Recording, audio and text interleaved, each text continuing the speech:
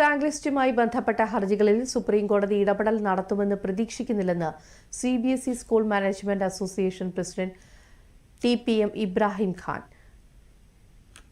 കേരളത്തിലെ വിദ്യാർത്ഥികളെ സംബന്ധിച്ചിടത്തോളം അവരുടെ റെഗുലർ പരീക്ഷകളെക്കാൾ ഉപരി അവർ പ്രാധാന്യം നൽകുന്നത് കീം, നീറ്റ് തുടങ്ങിയ പരീക്ഷകളാണ്.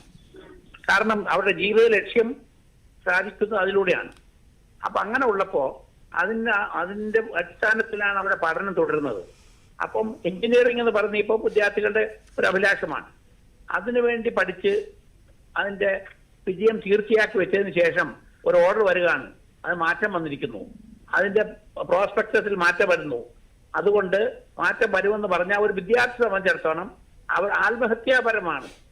അത് മനസ്സിലാക്കിക്കൊണ്ടാണ് ബഹുമാനപ്പെട്ട കോടതി പറഞ്ഞു, ഈ സാഹചര്യത്തിൽ തീരുമാനമായതിനു ശേഷം ഒരു കാരണവശാലും തിരുത്തൽ പാടില്ല.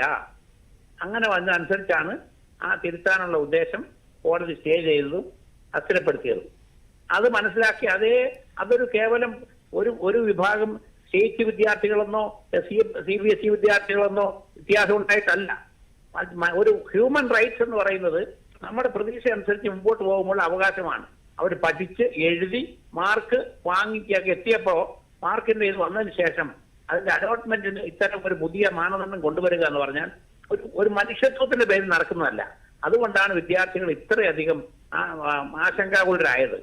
അതുകൊണ്ട് സുപ്രീം കോടതിയും ഇടപെടും എന്നുള്ള ഒരു പ്രതീക്ഷ എനിക്കില്ല. കാരണം വ്യക്തമായി നാച്ചുറൽ ജസ്റ്റിസിന്റെ വെളിച്ചത്തിലാണ് ബഹുമാനപ്പെട്ട ഹൈക്കോടതി ഇത് പറഞ്ഞിട്ടുള്ളത്.